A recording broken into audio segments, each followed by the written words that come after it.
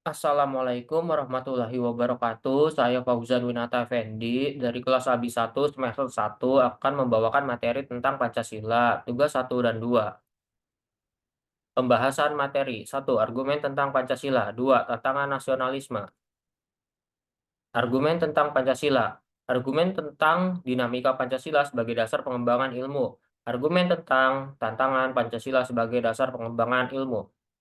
Dan contoh perkembangan iptek dalam kegiatan bisnis.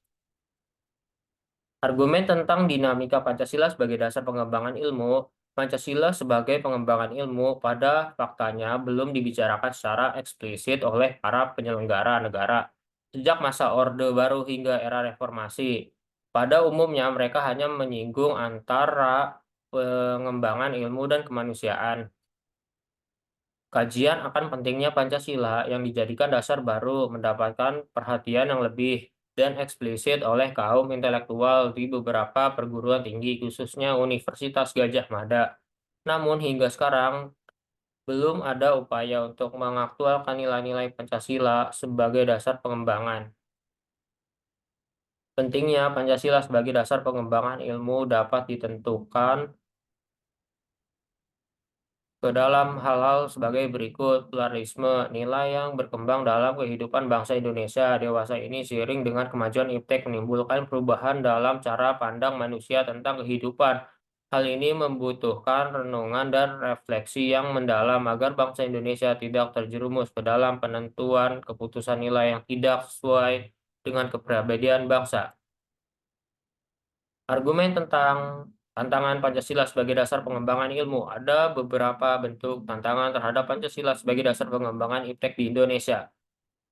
Kapitalis, yang sebagai menguasai perekonomian dunia, termasuk Indonesia. Akibatnya ruang bagi penerapan nilai-nilai Pancasila sebagai dasar pengembangan ilmu menjadi terbatas. Globalisasi, yang menyebabkan lemahnya daya saing bangsa Indonesia dalam mengembangkan iptek sehingga Indonesia lebih berkedudukan sebagai konsumen daripada produsen dibandingkan dengan negara-negara lain. Konsumerisme, penyelenggaraan negara Indonesia menjadi pasar bagi produk teknologi negara lain yang lebih maju ipteknya. Pragmatisme, berorientasi pada tiga ciri yaitu workability, satisfaction, dan result, mewarnai perilaku kehidupan sebagian besar masyarakat Indonesia.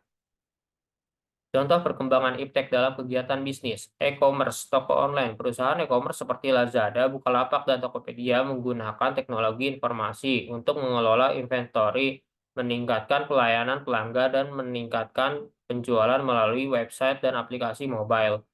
Keuangan, perusahaan keuangan seperti bank dan perusahaan asuransi adalah contoh bisnis yang menggunakan teknologi informasi secara luas. Perusahaan keuangan menggunakan teknologi informasi untuk meningkatkan efisiensi dalam program transaksi, meningkatkan kualitas pelayanan pelanggan, dan meningkatkan keamanan informasi. Teknologi informasi akan digunakan untuk membantu mengelola armada, meningkatkan pelayanan pelanggan, dan meningkatkan efisiensi dalam proses transaksi melalui aplikasi mobile. Kesehatan, pemanfaatan teknologi informasi dalam bisnis kesehatan sangat penting untuk meningkatkan efisiensi dan kualitas pelayanan. Salah satu contohnya adalah dengan menggunakan sistem EMR, Electronic Medical Record, yang memungkinkan dokter dan perawat untuk mengakses data pasien secara real-time dan dapat memberikan perawatan yang lebih baik dan cepat. Pendidikan. Pendidikan adalah fondasi dari setiap orang. Tanpa adanya pendidikan yang baik, maka orang-orang tidak akan dapat menjalani hidupnya dengan baik pula. Oleh karena itu, pendidikan yang dilakukan tidak boleh sampai ketinggalan zaman. Tantangan nasionalisme. Tantangan nasionalisme dalam dinamika global. Nasionalisme Indonesia masa kini sedang mengalami degradasi dengan meningkatnya konflik-konflik antar etnik, antaragama, dan fenomena disintegrasi bangsa lain. Nasionalisme dan kewarganegaraan. Nasionalisme dan kewarganegaraan, rapuhnya spirit rasa kebangsaan Indonesia sebagai suatu bangsa yang telah dibangun semenjak Pergerakan nasional nampaknya juga disebabkan oleh karena lemahnya visi kebangsaan dan adanya kekaburan mendasar dalam memandang keindonesiaan. Sementara itu, dalam tantangan kehidupan bernegara, kesadaran kewarganegaraan seolah-olah kurang mendapat tempat untuk tumbuh berkembang. Pendapat mengenai wujud nasionalisme yang dapat di masa yang akan datang memiliki semangat jiwa muda yang dapat membangun NKRI yang mandiri, dapat mencontoh seperti karakter para pahlawan bangsa Indonesia dengan cara mencinta tanah air dan rela berkorban bagi bangsa Indonesia, serta menjunjung tinggi nilai nasionalisme dan persaudaraan antar agama, ras, atau suku bagi semua bangsa Indonesia agar tidak terjadi perpecahan ataupun perselisihan antar bangsa. Kecintaan bangsa adalah harapan bagi masa depan bangsa.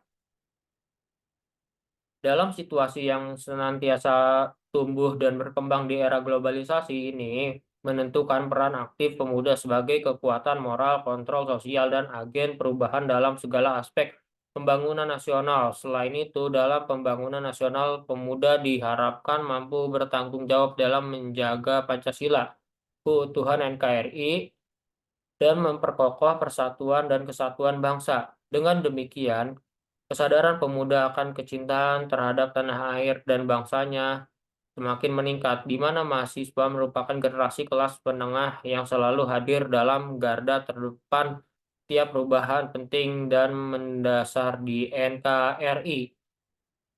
Sekian, terima kasih. Wassalamualaikum warahmatullahi wabarakatuh.